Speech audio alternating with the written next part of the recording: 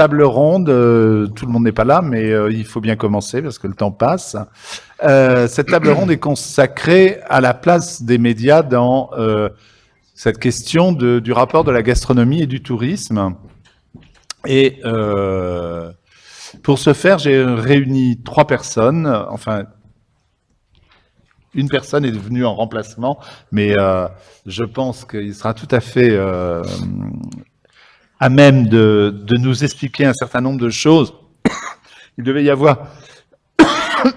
Pardon, je vais commencer dans l'ordre.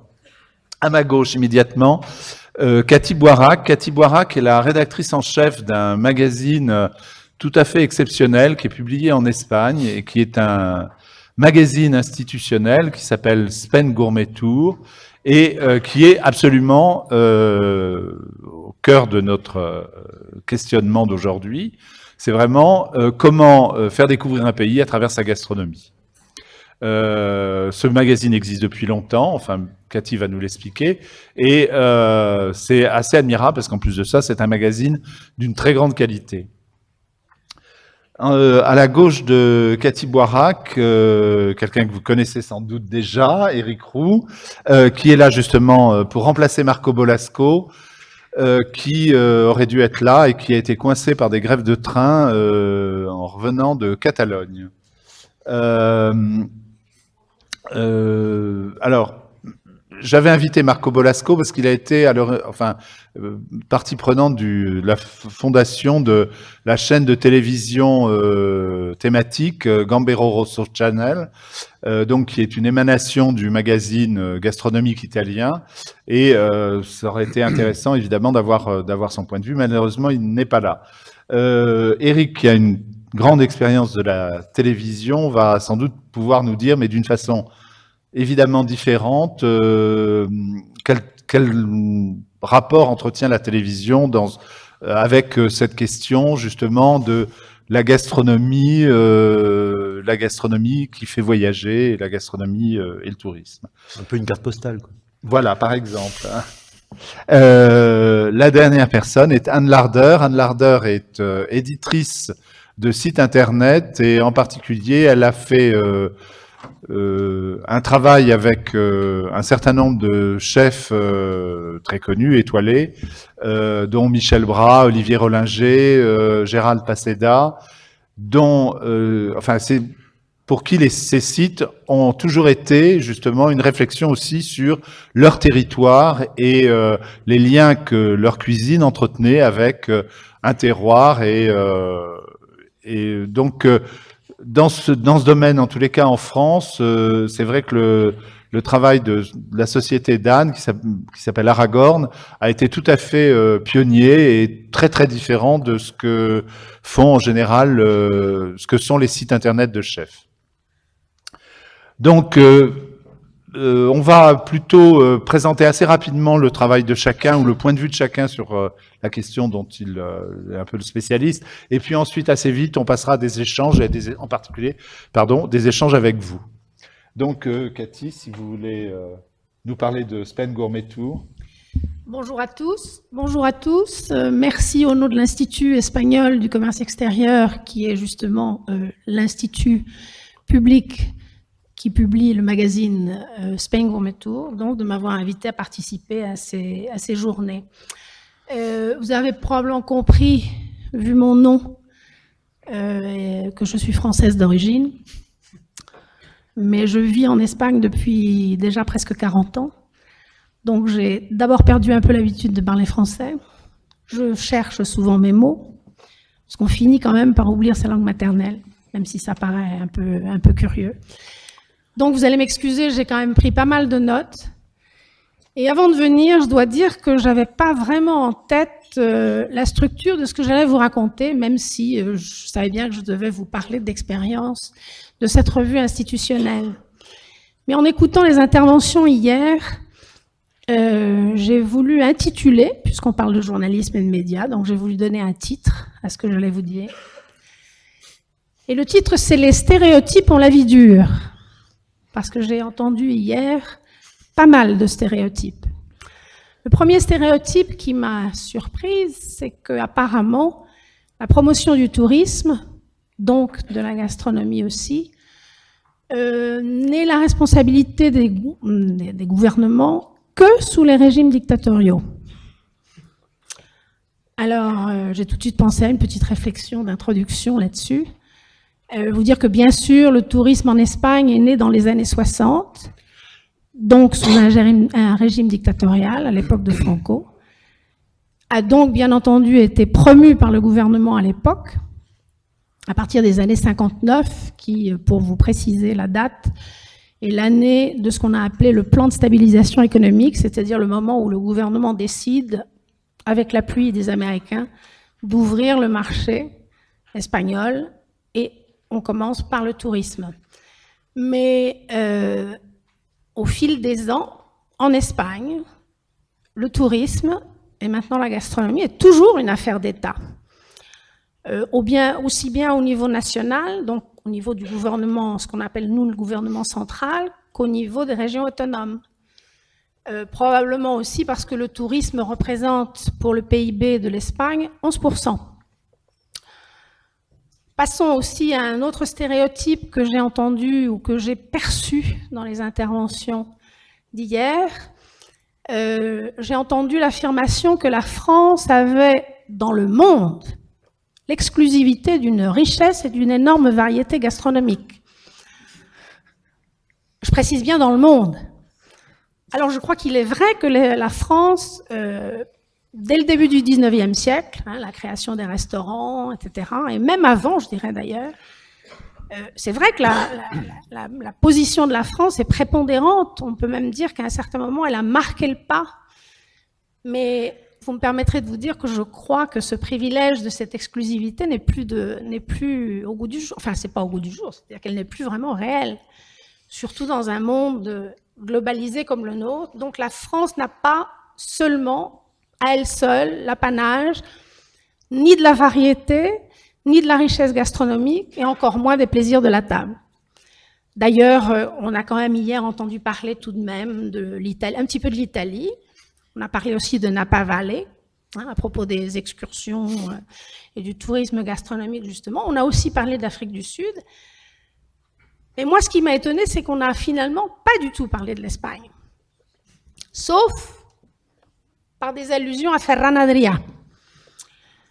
Ferran Adrià qui, à mon sens, est accommodé à toutes les sauces, aussi bien ici au cours de ces journées que partout ailleurs d'ailleurs. Alors je voudrais, avant de vous parler de Marvue, vous inquiétez pas, j'y viens, je voudrais un petit peu parler justement de Ferran Adrià. Alors ce qui m'a étonné, c'est que hier on l'a présenté comme le chantre de la cuisine catalane, ce qu'il ne revendique absolument pas. On l'a aussi présenté comme le chantre de la cuisine moléculaire. C'est vrai, il a fait des expériences, mais lui ne se présente absolument pas comme le cuisinier de la cuisine moléculaire. Je ne sais pas, je pense que Marc Menot n'est plus là. C'est dommage. C'est dommage, parce que j'aime pas, j'aurais voulu citer et qu'il soit là, pour lui dire que Ferran Adrià avait très bien compris pourquoi le New York Times, en pleine guerre d'Irak, avait consacré 16 pages à sa cuisine. Non seulement à Ferran Adrià, mais à la cuisine espagnole. Ferran Adrià avait fait une déclaration, disons, très diplomatique. Quelques semaines après, il avait très très bien compris qu'en fait, c'était une utilisation politique de la chose. Je vous rappelle que le gouvernement espagnol, à l'époque, avait soutenu le gouvernement Bush et envoyé des troupes en Irak. Donc, lui était parfaitement conscient qu'on avait, disons, utilisé contre la France en faisant paraître donc ces 16 pages. Mais je voudrais dire aussi que quand même, j'ai l'impression que sur la scène internationale, on reconnaît quand même sa démarche, qui est une démarche à mon avis intéressante, c'est-à-dire de faire une démarche scientifique. Qu'est-ce que c'est qu'une démarche scientifique? Une démarche scientifique, c'est l'observation, comment on dit, l'analyse d'un phénomène. Donc voilà un cuisinier qui, pour la première fois, fait une démarche scientifique vis-à-vis de la cuisine, pour arriver à comprendre les phénomènes qui, qu'on le veuille ou non, sont des phénomènes chimiques. Quand vous faites une mayonnaise une émulsion, ça c'est de la chimie. Il faut quand même pas dire le contraire. Donc Ferran Adrià, d'abord le premier, fait une analyse scientifique de la cuisine pour comprendre et puis aussi pour transmettre un savoir. Et pour finir sur les stéréotypes, quoique j'en reviendrai un petit peu plus tard, Marc Menou nous a dit hier aussi que grâce à Ferran Adrià, l'Espagne avait redoré le blason de sa gastronomie disparue. J'insiste et je souligne, disparue. Alors moi, je voulais vous dire simplement que je pense que la gastronomie espagnole, disons dans les années... parce qu'évidemment, maintenant, on parle beaucoup de Ferran Adrià, mais Ferran Adrià, il a quand même commencé à travailler au milieu des années 80. La gastronomie espagnole n'avait pas disparu, elle était tout simplement méconnue. Alors voilà, j'en arrive à la revue. Alors notre revue prend corps en 1986. Alors je vois, je pense qu'ici il y a un petit peu, bon, il y a pas mal de gens jeunes pour lesquels l'année 86 c'est peut-être même l'année de leur naissance. Mais l'année 86, si vous vous resituez en Espagne, en 86, ça veut dire l'entrée de l'Espagne dans le marché commun. Ça veut dire aussi que 10 ans auparavant, Franco venait de mourir. Ça veut dire donc un pays en pleine transformation, en pleine ébullition, un pays qui passait presque du sous-développement au développement. Hein. Et à ce moment-là, l'Institut espagnol du commerce extérieur, où je travaille, décide de publier une revue dont je suis responsable depuis cette époque-là, comme instrument de soutien à sa politique de promotion des produits agroalimentaires espagnols et des vins sur les marchés étrangers. Mais il y avait aussi dans cette décision, justement, la décision de combattre les stéréotypes. C'est pour ça aussi que j'ai trouvé que c'était une bonne idée de commencer par les stéréotypes, parce que l'Espagne, comme d'autres pays d'ailleurs, tous les pays on associe avec des pays des images qui ont été créées il y a longtemps. Et il est fort difficile de changer les stéréotypes que les gens, le regard qu'ont les autres, les étrangers, sur un pays. Donc cette revue était née non seulement pour appuyer, soutenir la promotion des produits alimentaires et des vins, mais aussi pour combattre les stéréotypes qu'on voyait très bien au fil des études de marché qui étaient faites sur l'image de l'Espagne, et que d'ailleurs on a aussi entendu hier. Je voudrais simplement vous citer 2 exemples. Hier, j'ai entendu qu'on allait en Catalogne pour manger de la paella. Et j'ai entendu aussi l'expression pata negra, qui veut dire pied noir, hein, mais pas pied noir au sens français, c'est le pied noir du cochon. Alors j'ai entendu quelqu'un ici, sur cette tribune, associer l'expression pata negra avec le Pays basque. Alors je vais vous faire une petite comparaison. C'est comme si vous entendiez un Espagnol dire qu'il allait en Roussillon manger du cassoulet, ou que vous entendiez un Espagnol vous dire qu'il allait en Bretagne chercher des truffes. Je pense que ça vous étonnerait quand même. Alors revenons donc à l'Espagne de 86. À l'époque où on crée notre revue, l'Espagne reçoit déjà depuis presque 20 ans des touristes, des masses de touristes, particulièrement d'Angleterre, d'Allemagne, de France, de Scandinavie, qui viennent en Espagne, il faut bien le reconnaître, je pense que c'est pas un secret, pour le soleil, à l'époque, hein, pour le soleil, les plages, et surtout parce que c'est des bons marchés. Mais je ne sais pas si vous le savez, non seulement d'un côté, le gouvernement espagnol, comme je vous disais tout à l'heure, a promu le tourisme comme activité économique, comme pour faire rentrer des devises qui ont permis aussi ce développement économique de l'Espagne. Mais curieusement, à l'époque, en tout cas, donc disons dans les années 60 jusqu'à fin 80, l'organisation, la logistique de la venue de ces touristes était aux mains principalement de tour opérateurs étrangers. C'est-à-dire que ce sont les Allemands, les Anglais surtout, les Français aussi, mais en moindre mesure, qui ont organisé la logistique de la venue des touristes en Espagne. Et ça, c'est très important d'un point de vue gastronomie. Parce que d'une part, on a aussi, disons, c'est la différence avec le Portugal par exemple, le gouvernement a misé sur un tourisme de masse, donc un tourisme, on va dire, d'une capacité économique moindre, mais aussi en étant aux mains des Allemands et des Anglais, vous imaginez bien que c'était vraiment le dernier de leurs soucis que de proposer à leurs clients la gastronomie locale. Donc, vous avez en Espagne encore, mais enfin vraiment quand même dans une moindre mesure, mais dans les années 80, à Majorque, on avait surtout de la Kartoffelsalat. Hein. Et sur la Costa Brava, on buvait de la Guinness, hein, mais on n'avait absolument pas du tout l'idée hein, qu'il fallait vraiment lier le tourisme et la gastronomie, qui est l'objet de nos journées. Donc, dans ce contexte-là, il faut donc replacer Spain Gourmet Tour, notre revue donc institutionnelle, qui est née à l'époque. Alors, je signale tout de suite que c'est une revue qui, dès le départ, a été conçue donc comme un outil promotionnel. Qui dit promotionnel dit gratuité. C'est une revue qui n'est absolument pas vendue. C'est une revue qui a été conçue pour un public, un objectif bien précis, c'est un public professionnel, pas du tout un public consommateur. Un public donc de la distribution, les importateurs, les écoles hôtelières, les chefs, on va dire, des principaux restaurants dans les principales capitales, parce qu'on ne peut pas non plus arriver partout, et les médias spécialisés. On a d'abord commencé donc en 86 avec une édition en anglais, parce que nos principaux marchés étaient quand même dans les régions anglophones. Je dis anglophone pour étendre un petit peu, par exemple, à la Scandinavie. Ensuite, 2 ans après, on a commencé avec une édition en allemand, parce que l'Allemagne est un marché très important pour l'Espagne. Ensuite, et là je dois dire que j'ai un petit peu influencé la direction de l'Institut, on a quand même fait une édition en français. Et je dis que j'ai quand même insisté parce que la France, vue de l'Espagne, bien que ce soit un de nos premiers clients, en général, on alterne dans le secteur agroalimentaire, je veux dire. On alterne entre la France et l'Espagne une année ou l'autre, la France et l'Allemagne, pardon.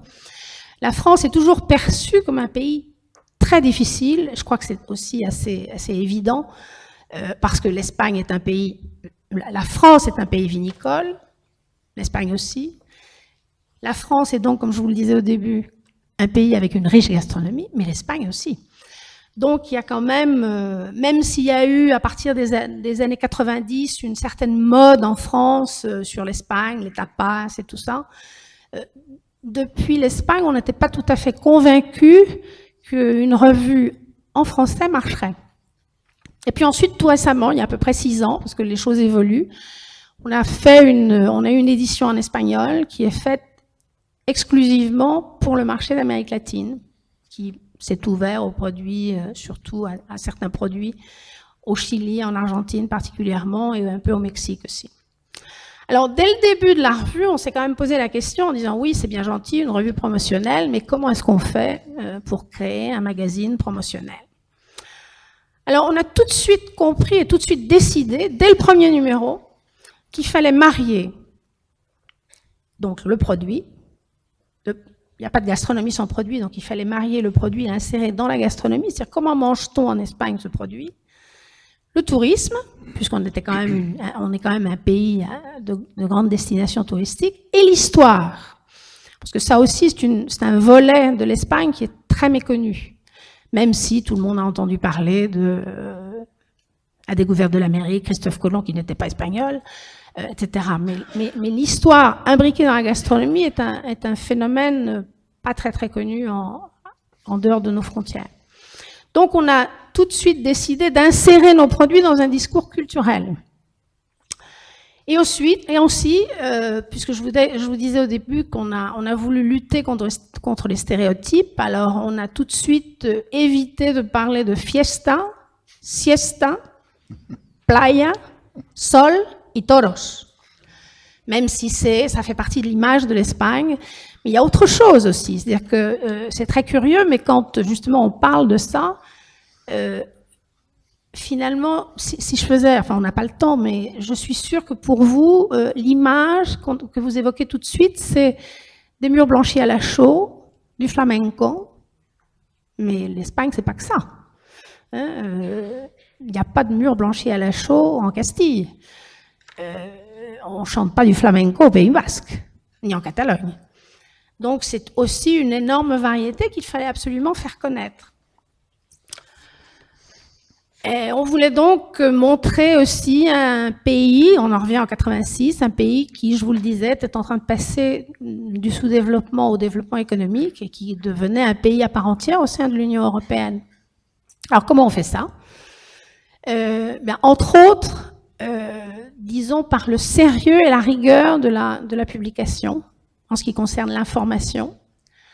C'est-à-dire qu'on a voulu éviter la complaisance, ce qui est très facile à faire, en disant on est vraiment les plus beaux, on est les plus performants, on est les plus ceci, les plus ça. Je ne vous cache pas que quand on interviewait ou quand on interviewe encore des entreprises ou des producteurs, ils ont toujours le meilleur vin, le meilleur ceci, le meilleur cela. Donc ça, il faut faire passer ça par un filtre. Parce que sinon, je crois qu'on perd de la crédibilité, parce que tout le monde pense, hein, les Français, les Péruviens, les Chinois, tout le monde pense qu'il fait le meilleur, ce qui est assez normal. Donc il fallait quand même, disons, filtrer tout ça, et surtout, comment on dit, cotejar, vérifier les sources aussi, hein, c'est-à-dire qu'il ne suffit pas qu'il y ait quelqu'un qui vous dise « Ah, moi, je fais le meilleur ceci ». Je vais vous citer une toute petite anecdote qui d'ailleurs vient du propre institut. Au cours d'une réunion de préparation du contenu de la revue, j'ai un collègue qui, lui, travaille plus particulièrement dans la promotion des produits frais, qui nous dit « Ah, il faut faire absolument un article sur la sandías, c'est pas les melons, c'est les pastèques. Les pastèques. Les pastèques sans pipas. Oui, sans pépins. Sans pépins. Parce que ça, c'est une invention espagnole. Alors, on a fait des recherches, donc l'équipe de journalistes qui travaillent avec moi, on a quand même fait des recherches et on a quand même découvert que les pastèques sans pépins, ça a été étudié, recherché à l'université Davis en Californie. C'est ça que je veux dire, on peut pas raconter des trucs qui sont pas vérifiables, hein, qui sont pas vérifiés. Il faut quand même pas prendre les gens pour des idiots. Donc aussi, et j'en ai plus pour longtemps, ne vous inquiétez pas. Vous n'êtes pas inquiet? Ah, mais ça c'est gentil. On voulait aussi, je vous parlais de l'histoire, et de l'histoire au point de vue culinaire, bien entendu. Hein, il n'était pas du tout question de rappeler les dynasties, les grandes dates, les machins. Mais au point de vue gastronomie, au point de vue culinaire, il fallait absolument, à notre avis, et il faut toujours d'ailleurs, faire passer ce message que l'Espagne a été du 8e siècle, qui est l'époque qui coïncide avec l'invasion berbère, jusqu'au 17e siècle. D'abord du 8e au 15e siècle, un carrefour de civilisation, la civilisation juive, la civilisation arabo-musulmane et la civilisation chrétienne. Tout ça, ça a laissé d'énormes traces dans notre gastronomie, des traces qu'on voit encore aujourd'hui. Et puis, du 15e siècle au 17e siècle, qui est le siècle qui commence à marquer le déclin de l'Empire espagnol, justement par la colonisation de l'Amérique latine, les modes culinaires en Europe, pas en Espagne, en Europe ont changé. C'est-à-dire qu'il fallait rappeler que les artichauts, c'est la Bretagne, non? Les artichauts sont les Arabes qui ont introduit les artichauts en Europe, par l'Espagne. Le chocolat. Hier, j'étais dans un atelier où on parlait de Noisiel et du chocolat Meunier. Tout à l'heure, on a vu les Suisses, hein, avec le Matterhorn, je crois que ça s'appelle, non, le sommet, et le chocolat. Mais le chocolat qui vient d'Amérique, mais le chocolat a été introduit par les Espagnols en Europe, et d'ailleurs, le reste de l'Europe a mis un siècle à adopter le chocolat. Je sais pas moi, les poivrons, la canne à sucre qui a été introduite depuis l'Inde jusqu'en Espagne par les Arabes, et qui a été ramené par les Espagnols en Amérique centrale. On pourrait aussi parler puisqu'on parlait de Napa Valley tout à l'heure, écoutez, je suis désolée, mais la plantation des vignes et des vignobles en Californie, ce sont les Espagnols, les missions catholiques pour le vin de messe, qui ont planté les premiers ceps de vignes. Donc, il ne s'agit pas de faire du chauvinisme, surtout pas, mais il faut remettre les choses un petit peu en place sur le puzzle. Donc, c'était aussi un petit peu ce que se proposait cette revue, ce qu'on fait toujours d'ailleurs, c'est un petit peu d'expliquer le contexte des produits. qui est bien évidemment lié à l'histoire. Et puis la rigueur aussi, ça se démontre par la qualité du produit, c'est-à-dire non seulement la qualité de l'information, mais la qualité du papier, la qualité des photos, la qualité de la mise en page. Alors, vous allez me dire, oui, tout ça c'est bien évident, mais j'insiste sur le fait qu'en 86, tout ça vu de l'Espagne n'était pas du tout évident. Vu de l'Espagne et de l'Espagne vue de l'extérieur. Hein. Je vais même d'ailleurs vous dire aussi qu'au sein de l'Institut aussi à l'époque, donc c'est la direction de l'époque a pris cette décision de faire cette revue, mais certains collègues me disaient, mais pourquoi est-ce qu'on va faire une revue? Même les Français n'ont pas de revue. Hein, c'est quand même... On pourra beaucoup en parler. Voilà. Hein. Donc, rigueur dans la production même de la revue.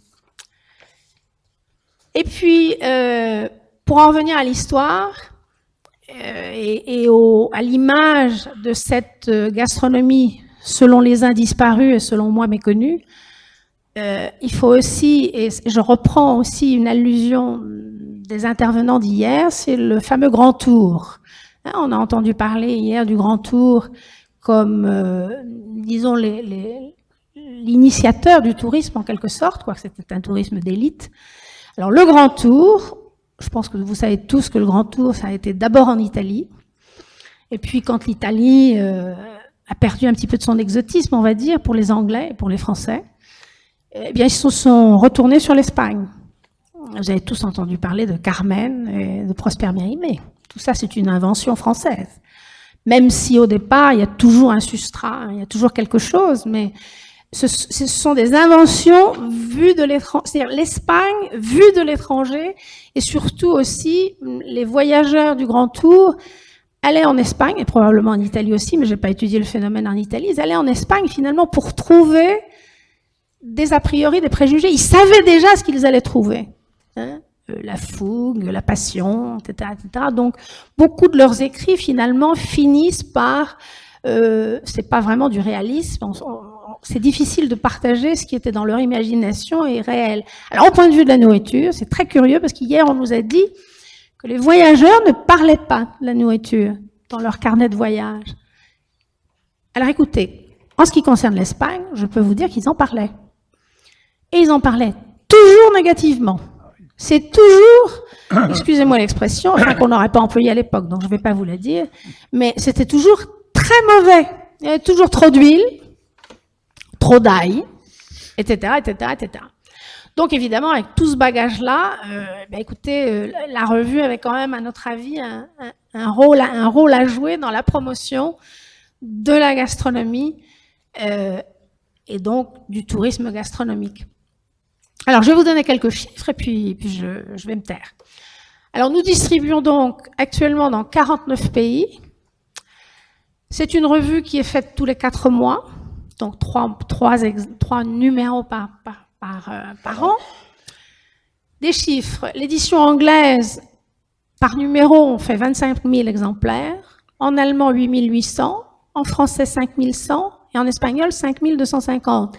Ça vous fait un tirage annuel de 132 450 numéros qui sont distribués par le réseau des bureaux commerciaux des ambassades d'Espagne à l'étranger. Voilà. Merci de votre attention.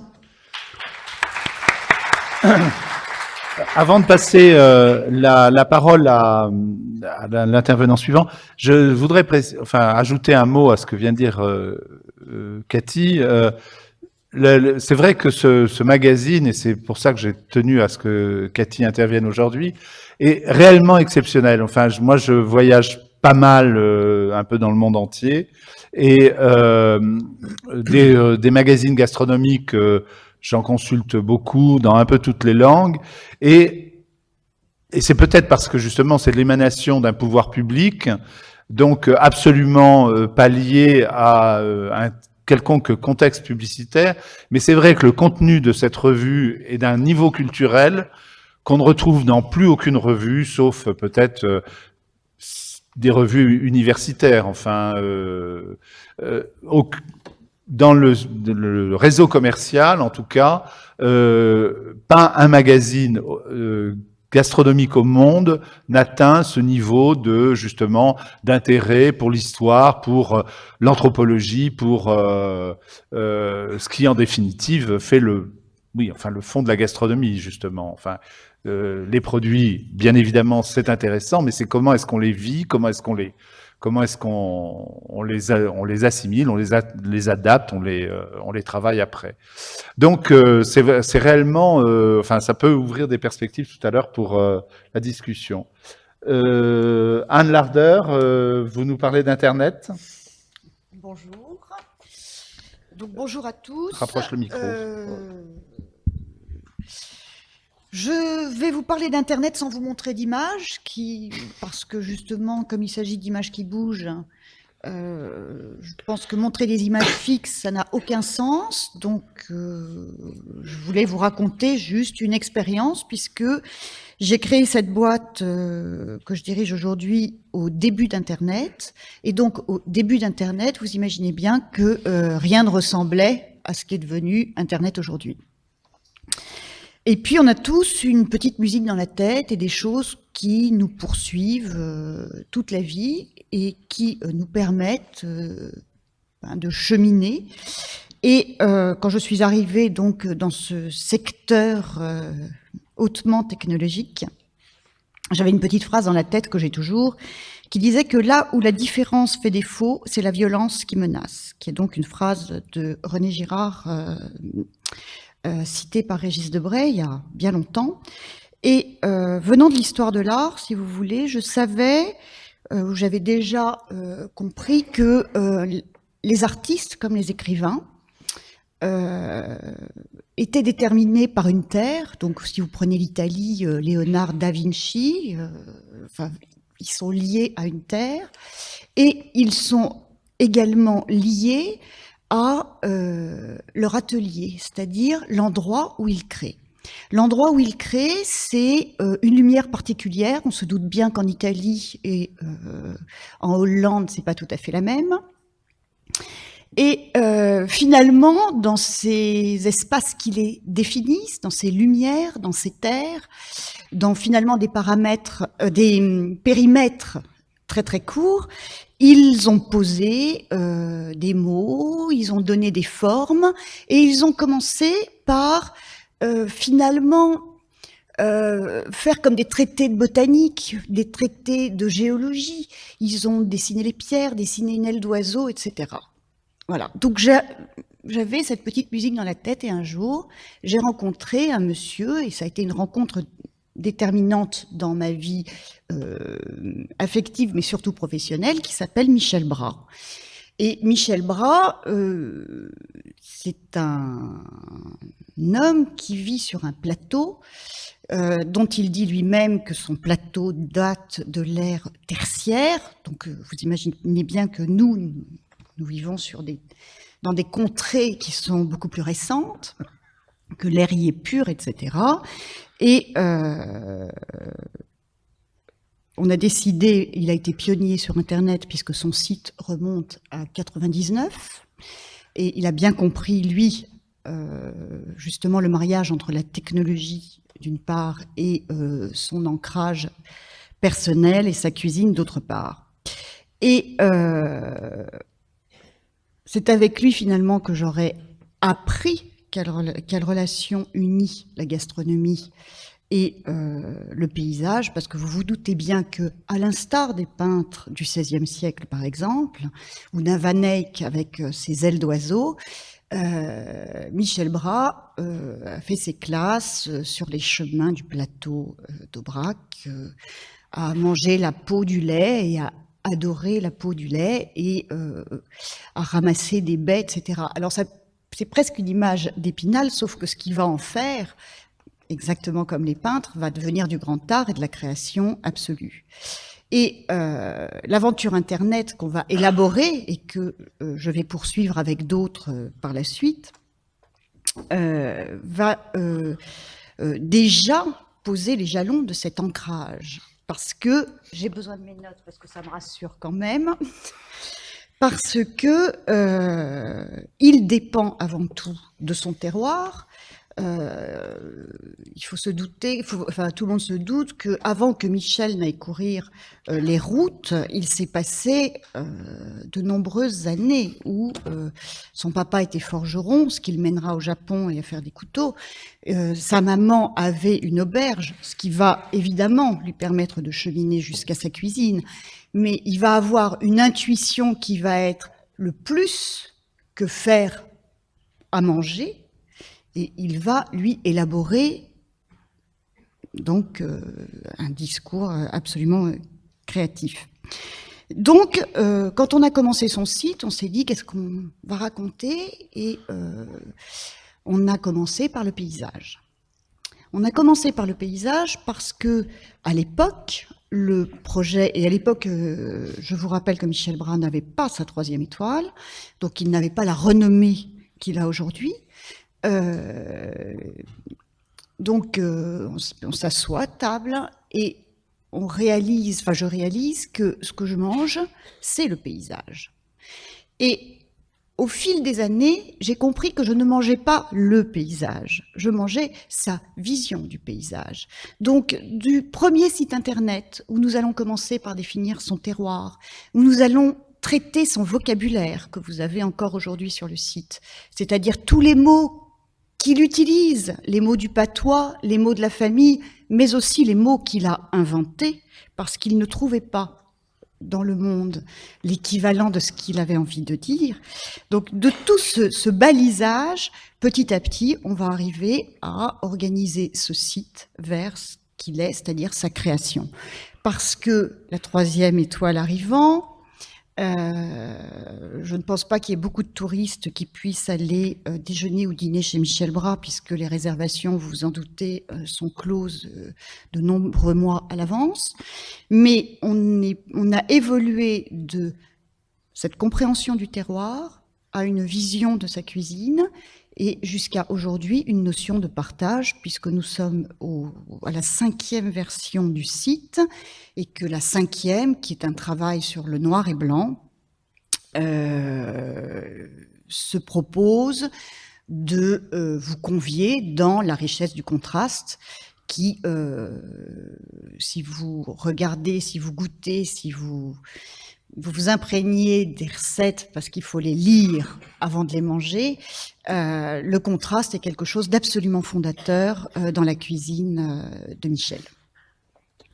Donc, c'est pour vous raconter, je prends l'exemple de Michel parce que c'est forcément une expérience extrêmement forte que de rencontrer ce petit monsieur qui, de son plateau d'Aubrac et de la pureté de l'Aubrac, va arriver, je crois, à l'exprimer dans le monde entier, dans le travail qu'il fait au Japon et tout ça, bien sûr, mais également à travers ce média qui est le média le plus froid qu'on puisse imaginer.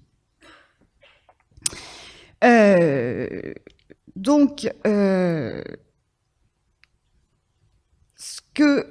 ce qu'on a développé, nous, en tant que société qui fait des sites internet, ça a été de se poser fondamentalement comme une image des fondements de tous ces chefs créateurs, parce que les paysages de chacun sont fondateurs. Si on prend le cas d'Olivier Rollinger, ce n'est pas le Mont-Saint-Michel qui est l'image déterminante pour comprendre Olivier Rollinger, c'est la lumière qu'il y a devant ces maisons de Brécourt. Alors la lumière, un jour breton, est grise, presque pesante, elle vous enferme, et 1 heure après, vous êtes parti à l'autre bout du monde parce que vous êtes face à un lagon translucide, parce qu'un rayon de soleil positionné à l'est fait que tout s'est métamorphosé. Et c'est bien évidemment cette lumière qui l'a bercé depuis son enfance, doublée de la maison de son enfance dans laquelle Surcouf, ça c'est pour la mythologie, aurait séjourné. Et c'est bien évidemment cette lumière qui va lui donner la force de transcender la Bretagne bretonnante et de partir à la conquête du monde, des hommes, des regards et des expériences. Et de cet ancrage, si vous voulez, dans cette baie du Mont-Saint-Michel, près de Saint-Malo, donc s'inscrivant dans une histoire qui est celle de la Compagnie des Indes, et donc des corsaires, enfin il serait très fâché que je dise des corsaires, c'est comme ça, baigné par cette lumière, qu'il va s'embarquer, et que nous, avec lui, on vous embarque sur son bateau. Alors, comment ça se traduit dans un site internet? Si on prend le cas d'Olivier Rollinger, vous avez un site qui a... il n'est pas question de dire les choses de manière littérale, parce que la magie s'envolerait bien vite. Donc, on a choisi de faire un site développé en Ajax, parce qu'il y a quand même derrière tout ça un travail technologique assez important. Mais on a juste mis une ligne bleue qui bouge d'une page à l'autre pour vous signifier que vous êtes à fond de cale avec Olivier et que vous êtes parti, que vous partez à la découverte de ces épices. Et le but étant non pas de rapporter des épices et d'en acheter, ce que vous pouvez bien évidemment faire, mais le but étant de vous entraîner dans une compréhension de sa cuisine et dans la rencontre qui naît de cette cuisine avec des hommes qui ont produit, qui ont récolté, qui ont transformé et qui finalement ont aimé. Donc c'est ce partage-là que nous tentons au quotidien de partager avec les internautes. Alors, cette vision de l'Internet, on l'applique à d'autres chefs, et notamment à deux autres. Une, c'est Anne-Sophie Pic, chez qui nous travaillons autour évidemment de la féminité, puisque sa cuisine se définit beaucoup par un travail sur les textures et la superposition justement des textures. Et là encore, on pose des mots et tout, mais c'est un site où on ne vous parle pas de tourisme, on ne vous parle pas de la région, parce que c'est Pic à Valence. Valence, c'est pas très rigolo, sauf pour une chose, c'est un carrefour. Et c'est cette notion de carrefour qui nous a paru suffisamment éloquente pour pouvoir exprimer et sa cuisine, puisque c'est quelqu'un, vous savez, qui a commencé, avant de rentrer en cuisine, elle a commencé par faire une école de commerce et par partir travailler à l'autre bout du monde pour se rendre compte que finalement, sa réalité, c'était la cuisine. Et c'est donc, elle a intégré cette notion de carrefour, et c'est encore celle-ci qui lui a permis de quitter Valence, de partir pour finalement y revenir. Et la quatrième expérience assez intéressante sur le web comme ça, c'est Gérald Paseda, donc lui à Marseille. Alors Marseille, là encore, c'est une autre forme de carrefour, mais le territoire de ce monsieur, qui est d'une génération plus récente que Michel Bras et Olivier Rollinger, lui, c'est quoi? C'est la mer, forcément, il a les pieds dedans, c'est l'aridité de la terre, et c'est quelqu'un qui, évidemment, a été très marqué par la musique rock, et qui est assez rock, il faut dire aussi. Et donc le territoire, le paysage devenait pour nous l'aridité de la terre qui va produire des herbes un peu sèches avec des saveurs qui chauffent au soleil, donc qui permettent quand même un répertoire de goût, et les abysses, la profondeur, l'onirisme des abysses. Et c'est ce territoire-là qu'on va travailler. Alors tout ça, ça sert à quoi? Ça sert à partager. Ça sert à partager, ça sert bien évidemment à faire comprendre, mais ça sert aussi à exprimer qu'on n'est rien tout seul, et c'est ce que tous disent quand on les rencontre. Et ça a permis finalement de créer le socle d'un travail, d'une nouvelle dimension dans leur vie.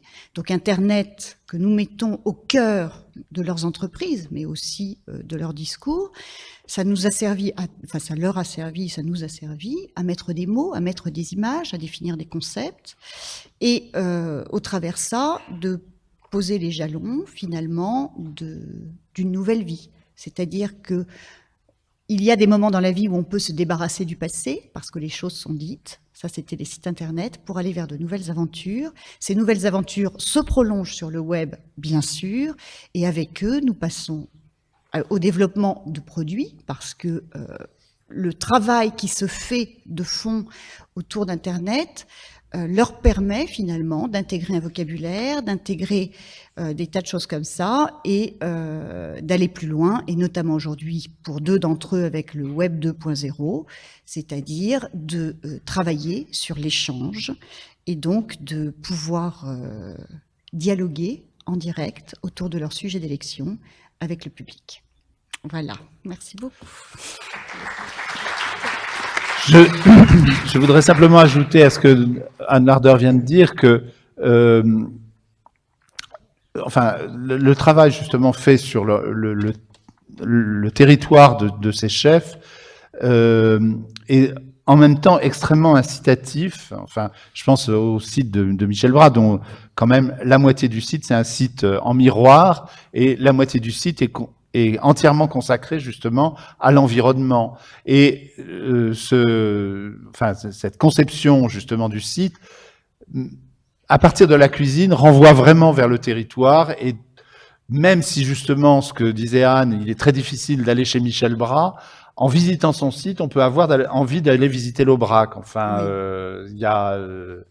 Mais l'Aubrac, c'est la cuisine de Michel Bras, mais Michel Bras s'est cheminé sur l'Aubrac. Oui, oui. Très mais clairement. de même, enfin, sur le site d'Olivier Rollinger, si on ne peut pas s'offrir, bon, de toute façon aujourd'hui, il n'est plus question de s'offrir la maison de Bricourt puisqu'elle est fermée, mais quand c'était possible, et si on n'en avait pas les moyens, ça donnait l'envie d'aller peut-être louer un gîte pour s'installer à Cancale et découvrir justement cet environnement de Cancale qui est si particulier. Et donc c'est vraiment si la cuisine se nourrit du territoire et du terroir, elle peut aussi renvoyer justement à ce territoire et en faire la promotion. Éric, cette question du tourisme gourmand, comment l'envisage la télévision? On va essayer de faire un petit peu le tour. En fait, la télévision est un média très compliqué à fabriquer, très compliqué à gérer, et en particulier pour les gens qui essayent de vendre du tourisme ou de la gastronomie à la télévision. Sincèrement, je crois que c'est quelque chose qui est simple à regarder, mais très compliqué à fabriquer, à raisonner.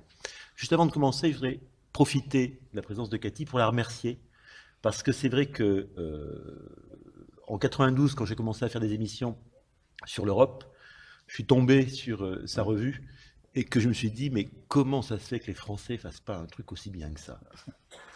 Et on est en 2009 et les Français ont toujours rien fait de bien pour parler de leurs produits et de leur gastronomie vers l'extérieur.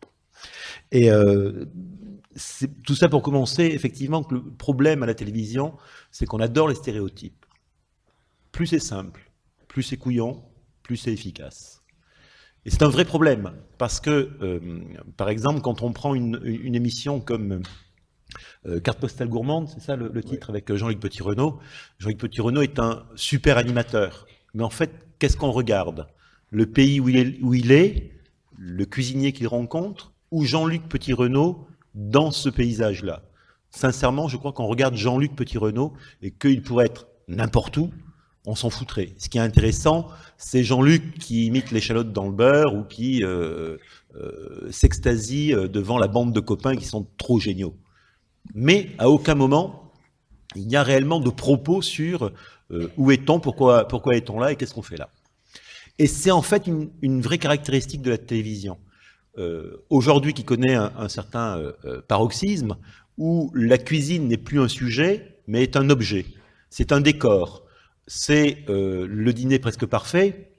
On va revenir au tourisme, hein, mais c'est le dîner presque parfait où on se fout complètement de la cuisine. Le propos n'est pas là. Le propos, c'est qu'il y ait de la dramaturgie, que les gens s'engueulent, que les gens se méprisent, se cèdent, qui nous montrent un petit peu la très belle vaisselle en verre noir qu'ils ont acheté, qui est trop belle, etc., etc. Mais à aucun moment, c'est la cuisine qui est réellement le sujet.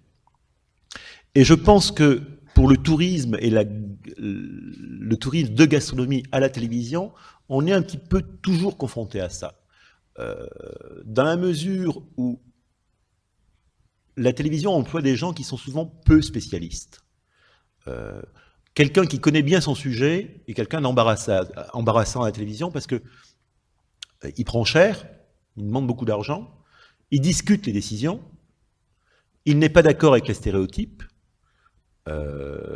il veut aller faire une enquête pour aller vers des choses intéressantes, et tout ça, c'est pas la télé. La télé, quand elle parle de l'Espagne, elle veut des castagnettes, une andalouse et un taureau. Parler du piment de Piquillo, réellement dans la région qui produit le piment de Piquillo, tout le monde s'en fout. Ça ne fait pas de bruit dans la poêle, ça ne met pas en valeur une présentatrice maigrichonne mais tellement jolie. Vous voyez, ça ne fonctionne pas. Et c'est un vrai problème parce que on se rend compte que pour faire une émission pertinente, je ne dis pas impertinente, juste pertinente, à la télévision, c'est un vrai combat. C'est un vrai combat, et je crois que s'il y a une solution, en fait, ce n'est pas de se dire « je vais faire une émission ».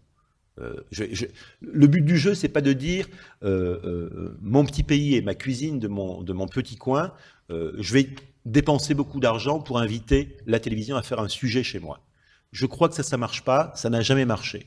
C'est au contraire un travail continu, de qualité quand on est vendeur de tourisme culinaire, auprès de journalistes choisis, et on les choisit non pas parce qu'on les voit souvent, ou qu'ils ont une montre qui prouve leur réussite sociale, mais parce qu'ils ont un petit truc en plus, un petit truc qui fait qu'on se dit, tiens, lui, il comprend un peu mieux. Et il faut leur envoyer souvent, très souvent, pendant 5 ans, 10 ans, 20 ans, et un jour, l'histoire se met en place jusqu'au moment où elle devient un stéréotype, bien évidemment.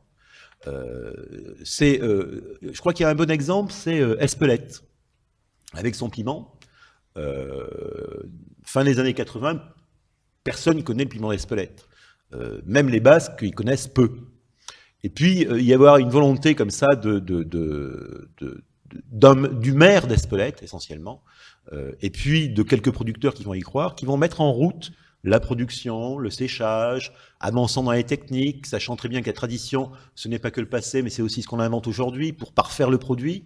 Et puis surtout, on a un André Daraïdou qui, dès qu'il rencontre des journalistes ou des gens, a les poches pleines de petits pots d'Espelette, de piment d'Espelette. Et il donne. Il donne ces petits pots il le fait toujours d'ailleurs, 30 ans plus tard. Et il dit, mais venez nous voir. Venez nous voir, vous allez voir, c'est un pays intéressant, parce qu'il y a le piment d'Espelette, mais on pourra manger une akchoa, puis je vous ferai rencontrer des producteurs de cerises Ixtassou, puisque Ixtassou, c'est juste à côté d'Espelette, etc., etc., etc. Et c'est vrai que ce maire d'Espelette, en rencontrant des journalistes, des cuisiniers, etc., a distribué à chaque fois un petit bout de son paysage dans ce petit pot.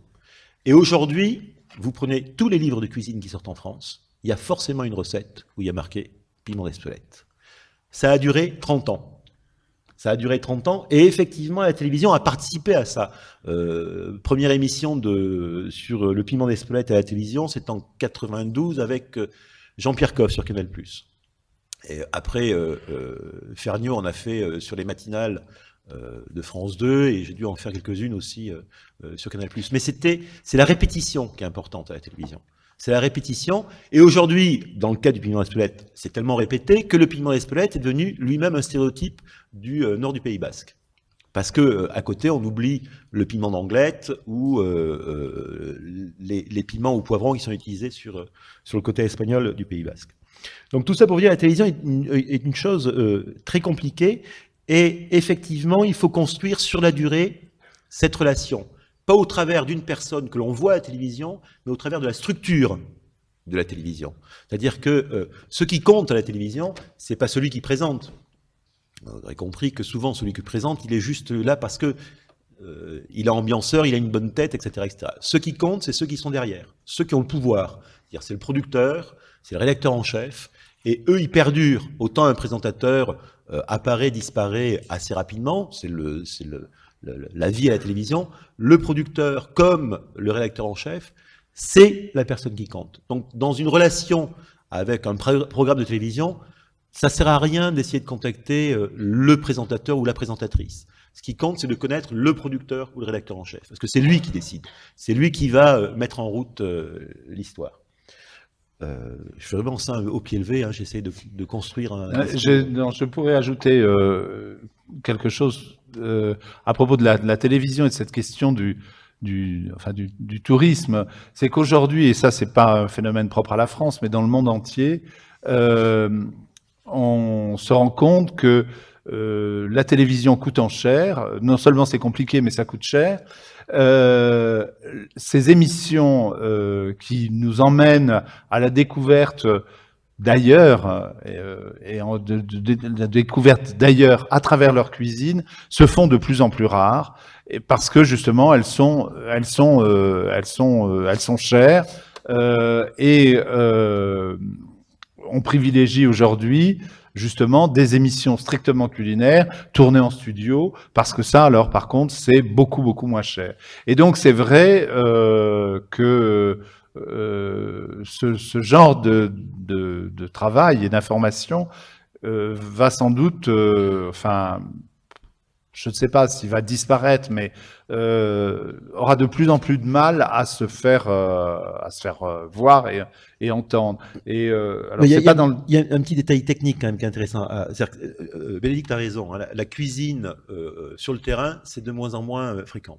Il y a une très bonne émission qui existe en France, du moins une très bonne, plutôt pas mal faite, qui sont les nouveaux Globetrotters de Canal+, les nouveaux Globetrotters ou nouveaux aventuriers, je ne sais plus comment ça s'appelle, de Canal+, où il y a un garçon comme ça qui va à droite et à gauche. Ça coûte très cher, mais en fait la réalité du programme, c'est qu'il est prévendu. C'est-à-dire qu'une émission diffusée dans un endroit, déjà sur le pays qui le produit, va être diffusée et rediffusée une certaine quantité de fois. Donc on est dans cette histoire de répétition. Mais le programme aussi est vendu aux pays francophones, Suisse, Belgique, Canada, Québec. Et après, il va être traduit. Ce qui fait que la plupart des chaînes aujourd'hui de cuisine et de voyage sont nourries essentiellement par de l'achat d'autres chaînes câblées ou satellites d'ailleurs dans le monde. C'est pour ça que l'expérience de la cuisine à la télévision, de chaînes consacrées à la cuisine en France est assez intéressant. Il y en a eu deux. Parce qu'il y avait une guerre, TPS, Canalsat, Robuchon, Farrugia, avec deux conceptions complètement différentes de la cuisine. Hein, un truc du studio et Robuchon qui donne son savoir de chef le plus étoilé du monde. Et une autre chaîne qui était plus dans le partage et dans la rigolade, plus canal-plusienne, si on peut dire. Ça génère tellement peu d'argent qu'au bout d'un moment, il y en a une qui a disparu et qu'il n'en reste qu'une. Et qu'aujourd'hui, la seule qui reste produit, je crois, seulement par jour 1 heure de programme. Tout le reste, c'est de l'achat ou de la rediffusion. C'est pour ça qu'on se trouve face à des émissions... je sais pas, moi, l'autre fois, je suis tombé sur une émission, c'était 2 surfeurs australiens qui faisaient de la cuisine trop cool. Et c'était un document ethnographique extraordinaire, quoi. Et donc... Au bout d'un moment, c'est que ça perd tout son sens et sa réalité. C'est-à-dire que qu'est-ce qu'on en a à faire à part pour le document rigolo et de voir comment ils font griller du kangourou sur la plage, de voir une émission faite par 2 surfeurs australiens en France. Il y a plus de réalité. Et c'est un vrai problème qu'on retrouve aussi sur Internet. C'est-à-dire que le moyen est tellement, le média est tellement extraordinaire, c'est que on le remplit avec tout et n'importe quoi.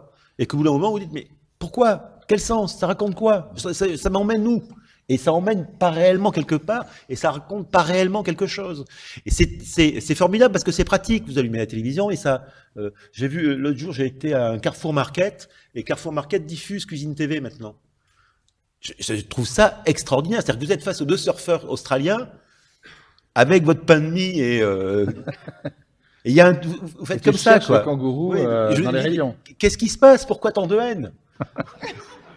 Non, mais vous voyez, c'est un truc super bizarre, quoi. Donc, c'est vrai que la télévision, pour conclure, plus j'y réfléchis en termes de pratique de télévision, et j'ai travaillé quand même pendant 14 ans à la télévision, essentiellement à Canal+, à Cuisine TV, un petit peu à France 3, qui a été une expérience très triste, et une quinzaine d'années à Radio France. Aujourd'hui, je me pose la question. Aujourd'hui, je travaille plus à l'antenne, je fais des documentaires essentiellement. Et je me dis, est-ce que c'est encore un bon conseil que de dire, vas-y, va à la téloche, c'est bien. Je crois que c'est un média qui a perdu de sa magie et de sa. Comme le disait Bénédicte, la télévision ça coûte très cher et c'est compliqué. Et ça a perdu de sa magie parce qu'aujourd'hui, on se fout de ce qu'il y a dedans. L'important, c'est qu'il y a un truc qui bouge. Et ça fait forcément penser, alors je le cite souvent, mais c'est parce que je crois qu'il est de plus en plus d'actualité, à cet article de Jean-Paul Aron sur la prédominance de la forme sur le sens. Je crois qu'effectivement, à la télévision, ça devient terrifiant, mais on n'a plus que du signe. Ça gesticule, on a du bruit de l'imitation d'échalotes dans le beurre, c'est super sympa, mais ça m'apporte quoi comme sens? Et surtout, c'est quel tourisme et c'est quel imaginaire culinaire que ça donne? C'est pas chouette, je crois, sincèrement. On va pleurer un peu. Bon, on va pleurer un peu.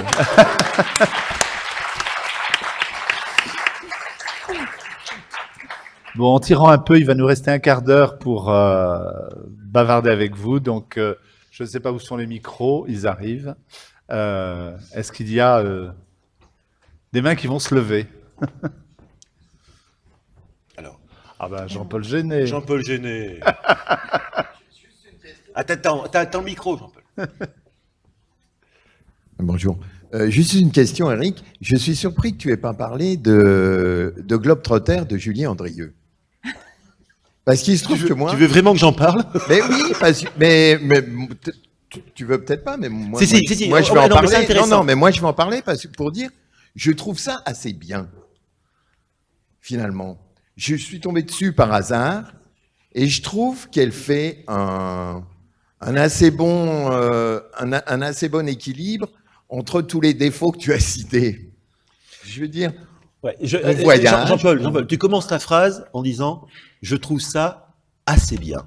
C'est-à-dire qu'on peut imaginer que tu t'attendais au pire. bah, je connais la télévision comme toi, donc c'est vrai. Écoute, moi, je connais bien cette émission parce que Julie est une fille absolument adorable, sympathique. Et je connaissais bien le réalisateur qui depuis a été giclé, qui faisait cette émission. C'est assez bien. Effectivement, le bon terme, c'est assez bien. Si ce n'est que, pour revenir à l'intervention de Madame tout à l'heure, Julie, quand il y a un stéréotype à prendre en pleine face, mais elle y va, mais ouf, direct, quoi. C'est en Afrique, des sauterelles. Je vais goûter. Et elle goûte. Si, Jean-Paul, on peut pas. Tu vois, c'est ça. Plutôt que de se dire, se poser des questions qui soient un peu, pas juste un peu futées, un peu. Je passe derrière le décor et je vais voir ce qu'il y a de l'autre côté. On l'a jamais, ça. Bon, je ne veux pas faire l'attaché de presse de Julien Andrieux, hein, pas du tout. Mais ça, on a compris. Elle peut faire des allusions sur la préservation des espèces. Elle peut faire. Mais aujourd'hui, on est dans le stéréotype. C'est vachement bien, mais qui ne fait pas d'allusion sur la protection Mais des il faut en espèces? faire sans arrêt. Qui ne répéter. fait pas des allusions? Mais moi, je veux qu'on arrête de me faire des allusions, mais qu'on m'en parle, dans de chiens. C'est-à-dire qu'effectivement, on fait des allusions sur la biodiversité, sur la protection de l'environnement. Mais zut, quoi! Rentrons dans le truc, arrêtons de faire des allusions. Et la télévision fonctionne comme ça. Elle fonctionne avec. Je vais faire un petit truc comme ça, mais pas trop, parce que si je parle trop de ça, j'ai tant de parts de marché qui va s'écrouler. Le compliqué à la télévision, c'est ce truc très bizarre, c'est-à-dire que à la minute, on sait qui s'en va et qui vient. Et comme le racontait très bien Philippe Gildas, le truc qui est important, c'est pas les gens qui s'en vont, c'est ceux qui restent. Et donc, tu as une espèce de frilosité permanente qui fait que je ne vais pas rentrer dans le... Il y a un exemple très simple. Une fois à Canal+, j'arrive, mais super excité, avec 2 petits bouquins faits par une association pas du tout politiquement correcte, c'est une association œcuménique qui s'occupe de camps de réfugiés depuis 1947. Et cette association a une idée que je trouve extraordinaire, parce que quand on est réfugié, la dernière chose auquel on se raccroche, c'est la cuisine. Et cette association publie 2 petits bouquins, un sur un camp en Cisjordanie et un sur un camp en République du Congo. J'arrive avec mes deux bouquins. Alors, il y avait des histoires, des photos, les gens qu'ils étaient, pourquoi ces êtres seuls, etc. Et j'arrive en conférence de rédaction avec très excité, me disant putain, là, ça va faire une chronique, mais c'est. Et ils me font, mais ça va pas. Tu vas faire pleurer tout le monde, c'est pas glamour, les bouquins sont moches, on ne parle pas comme ça des réfugiés. D'abord, hein, les réfugiés, ils sont dans la tristesse et dans la difficulté, et ils ne font pas de cuisine. Et tu vois, tu le connais comme moi, ce truc-là, cette relation à la conférence de rédaction, où tu repars en me disant, mais qu'est-ce que c'est que cette histoire? Et c'est pour ça que c'est assez bien, Julie Andrieux, mais ce qui serait bien, c'est qu'elle se déculotte. Tu vois, qu'elle y aille. Non, là, on tombe dans le Carl Zero, là. Non, je suis d'accord avec toi. Mais pour faire ça, bon, c'est peut-être pas le type d'émission non plus. On peut faire un documentaire, on peut faire une enquête. Moi, je pense qu'il y a la place pour un truc assez léger, assez soft, et qui est un peu à l'équilibre, qui n'est pas interdit d'être intelligent, qui n'est pas interdit de donner quelques recettes, parce que, bon, c'était dénoncé hier à Slow Food par Carlo Petrini, mais on ouvre la télé à n'importe quelle heure du jour et de la nuit. Tu sais comment il dit Carlo Petrini à propos de la cuisine de télévision? Pardon? La pornographie culinaire. Voilà, exact. Et je crois qu'il a relativement raison. Moi, hier, je suis rentré à 1h du matin, j'allume, et qu'est-ce que je vois sur la chaîne parlementaire? Mon père Collégas, avec 2 députés, est en train de des politiques, où on nous fait des recettes, et où on nous a sorti des 2 côtés, le fromage de Salaire. Et qu'est-ce que vous pensez de il faudrait qu'on ait une émission plus longue pour en parler, etc. C'était exactement ça. Oui, non, mais je suis d'accord. C'était juste une remarque, parce que bon, je suis spectateur assez difficile aussi. Quand j'ai découvert comme ça, au hasard, Julien Andrieux, je me dis, tiens, c'est pas mal, ça, dans le genre. Voilà, c'est tout. C'est pas mal, mais ça a arrêté. Oui, je suis pas au jour le jour. C'est la rediff. Ouais. C'est la rediff. Non, mais ça a arrêté pour les questions que je soulevais. Ça coûtait trop cher.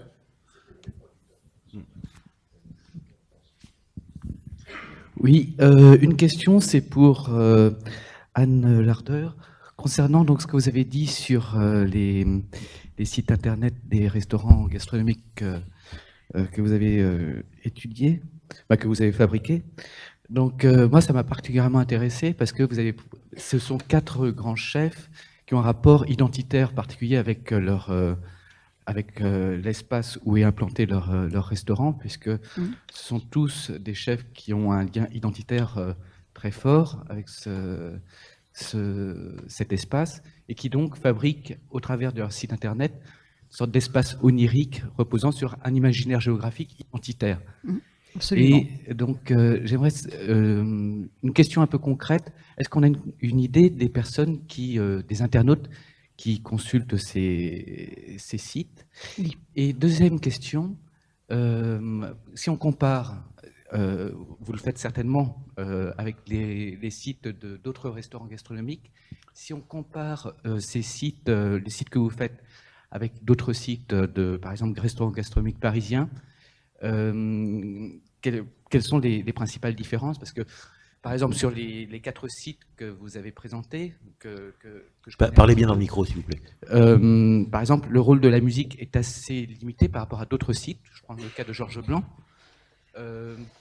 Vous avez parlé du rapport avec les gens, les fournisseurs, etc. Mais en fait, il y a assez peu de détails. Quand vous allez sur le site d'Olivier Rollinger, il y a assez peu de détails par rapport à d'autres sites, par exemple celui de Régis Parcon sur les fournisseurs, etc. Donc, excusez-moi, mais vraiment comme une sucette. voilà. Donc, non, j'ai terminé. Mais est-ce que vous pouvez nous en dire un peu plus sur les internautes et sur les choix qui ont été faits dans la présentation de ce qui est présenté sur les sites? Alors les internautes, ce sont des sites qui, bien entendu, contiennent tous les outils commerciaux nécessaires. Mais la volonté, et c'est la grande différence avec les autres sites, c'est que on donne pour recevoir. C'est-à-dire que ce n'est pas la première préoccupation de remplir la salle, même si c'en est forcément une. Donc, une remarque simplement. Quand on parle de Régis Marcon, Quand vous comparez par exemple à Régis Marcon, il y a une utilité de son site. Quand par exemple il sait que 3 jours à l'avance son restaurant n'est pas plein, il va utiliser le site pour dire voilà. Absolument. Alors que Michel Bras par exemple ne le fait pas. Michel Bras, si vous Mais voulez, il a pas du quand tout ce il ouvre, souci-là. c'est plein. Donc, avoir une table chez Michel Bras, c'est quand même une gageure aujourd'hui. Donc, alors le paradoxe, si vous voulez, c'est que si Michel est sûrement très très content de remplir sa salle midi et soir, ce qui l'intéresse, c'est pas ça. Au passe-plat, Michel, il regarde l'assiette qui revient et il adore qu'il y ait des traces de doigts dedans. Donc, si ça ne vous a pas échappé que dans le site, vous avez, pour exprimer justement son attachement au terroir, vous avez une photo qu'on a faite d'épluchure. Hein, donc, c'est tout un travail comme ça. Mais ce qui l'intéresse, c'est que justement, vous veniez, vous mangiez certainement, que vous dormiez, c'est encore mieux, mais surtout que vous alliez sur le plateau. Et lui, ce qui l'intéresse, c'est cette démarche-là. Olivier Rollinger, ils ont tous l'envie que vous viviez quelque chose avec eux, parce que c'est avec eux, et c'est la fonction de leur site internet est exactement celle-là, c'est avec eux. Que vous veniez vivre une expérience avec eux et que celle-là se prolonge. Hein. Donc ça, c'est le premier point. Le deuxième point, la question que vous posiez, c'était les internautes. Donc, si vous voulez, en termes de statistiques, on parle quand même de sites qui font plus de 50 000 visites par mois. Hein. Donc, on parle de choses qui, quantitativement, sont déjà assez importantes. On ne fait pas du contenu pour faire de l'air anodin, ça c'est très très clair. C'est-à-dire que ce travail de fond qui a quand même 10 ans d'âge, hein, qui évolue chaque jour et qui a 10 ans d'âge, est véritablement prolifique au sens où les gens écrivent, s'expriment, lisent. Bon, je suis une ancienne journaliste, inutile de vous dire que les conférences de rédaction où je me suis entendu dire que les gens ne lisaient pas, ça, j'ai quitté la presse pour ça, du reste, ils lisent pas, les gens. Et donc c'est pour vous dire que finalement, ce sont des internautes dont on sait très bien qui y sont, beaucoup de Français. On aime beaucoup les Belges. Le monde américain est bien représenté. Paradoxalement, le monde asiatique, beaucoup moins. Et il y a un outil extraordinaire qui est la newsletter, c'est-à-dire le nombre de gens abonnés qui écrivent en plus quand ils ne reçoivent pas la newsletter.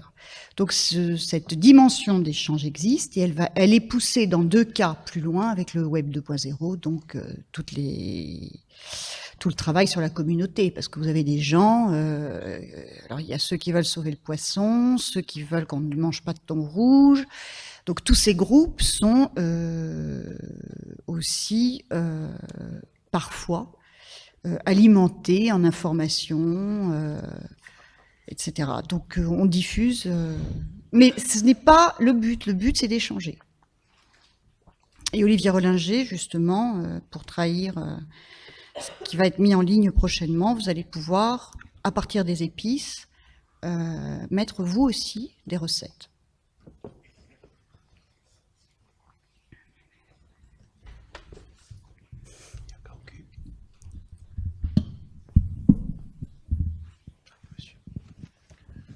Merci. Une petite question qui concerne l'exposé de Anne Larder et puis ce que vous avez dit sur Olivier Rollinger. Bon, Olivier Rollinger est certes le grand chef qu'on connaît et il continue à transmettre des choses. Il a dit pourquoi il a fermé les maisons de Brécourt, le 3 étoiles, mais il a encore un restaurant, il crée, il n'arrête pas de créer des choses, notamment à partir des épices, et les touristes, et puis les voyageurs peuvent aller continuer à voir ce qu'il fait, et c'est indiqué sur son site, je suppose.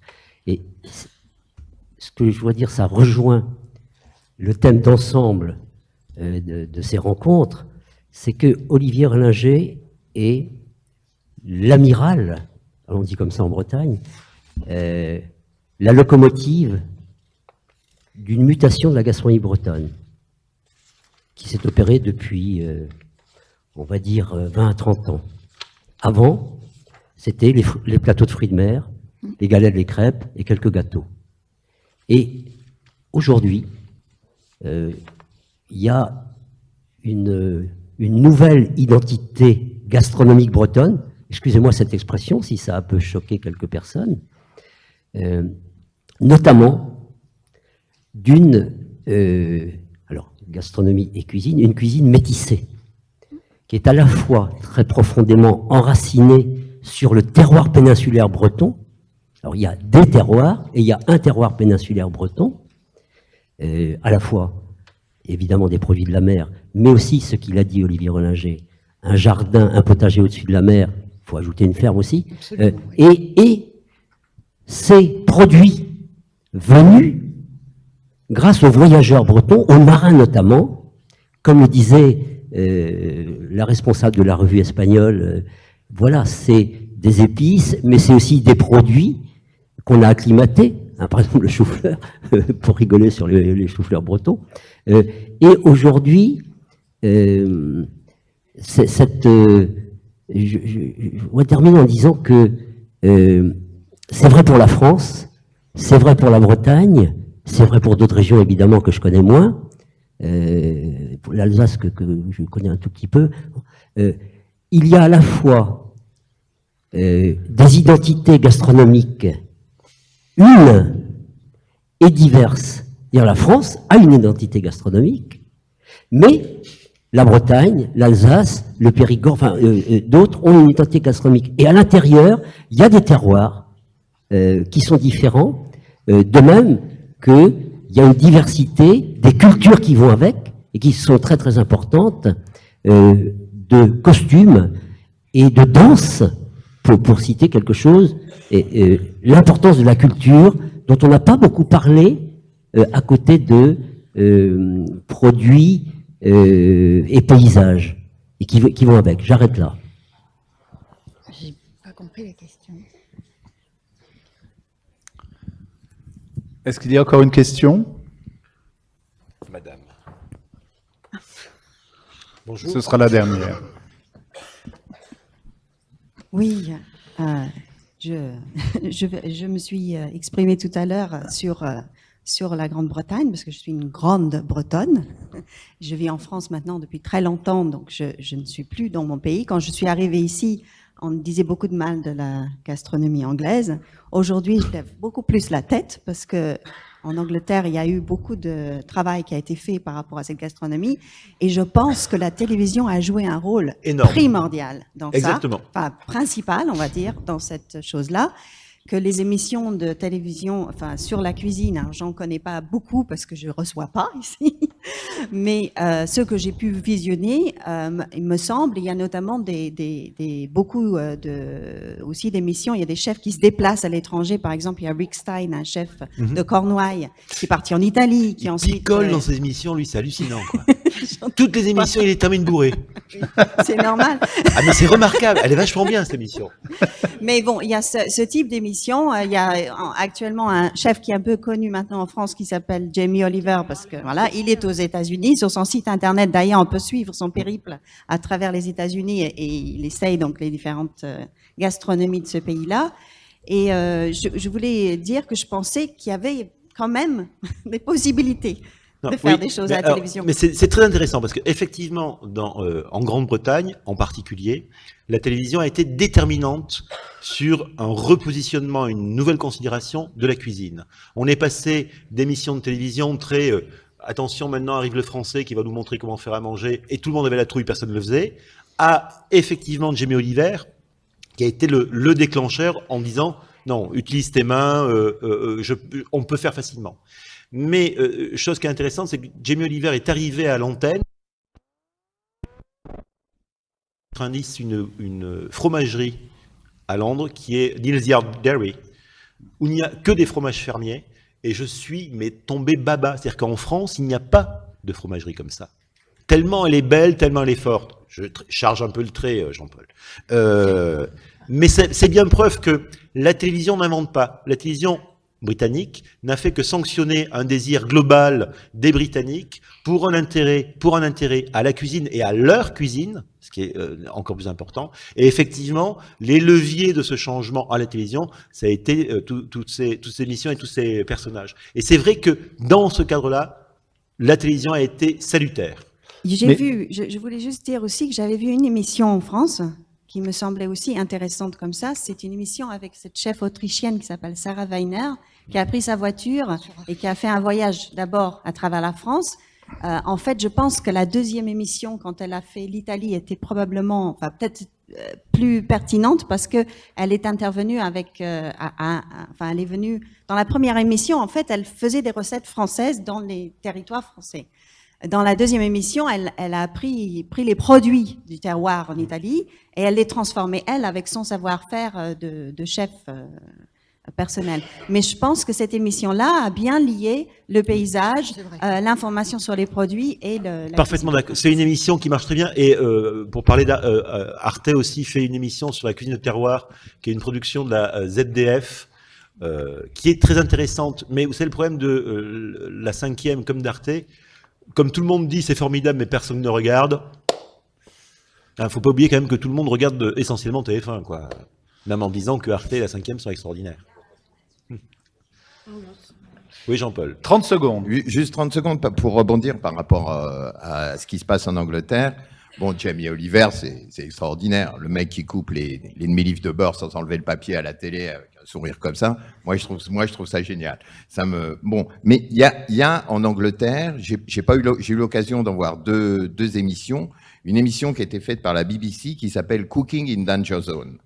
Et ça, c'est une émission, c'est une série absolument formidable où on prend comme angle d'enquête sur un pays la cuisine. Par exemple, moi, les deux émissions que j'ai vues, c'en est une qui était chez les Karen, à la frontière avec la Birmanie, où le journaliste, il va vraiment comme un journaliste. Alors, il ne faut pas s'attendre à voir un gars faire sauter des crêpes devant une barricade avec tout le monde qui tire autour. Qui tire autour. C'est pas ça.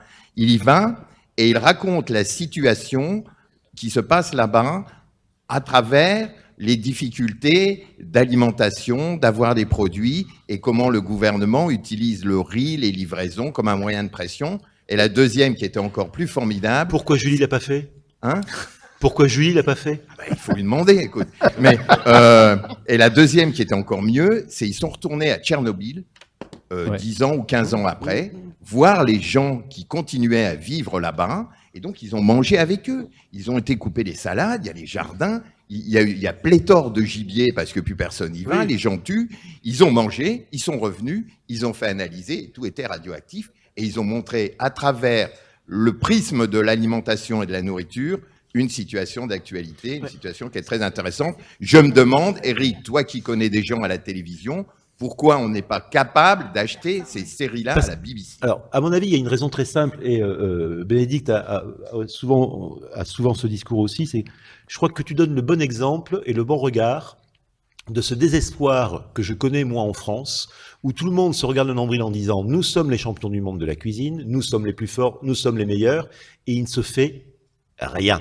Les revues sont pas terribles, la télévision est pas terrible, la radio c'est pas fun. Alors oui, il y a des Jean-Paul Genet dans Le Monde qui écrivent, d'accord, mais tu vois, on est quand même dans une situation qui est un peu terrifiante, quoi. Les magazines de cuisine sont, sincèrement, vous avez envie de les acheter, de les collectionner? Non, parce qu'on découvre pas grand-chose. Les émissions sont, oui, elles sont assez bien.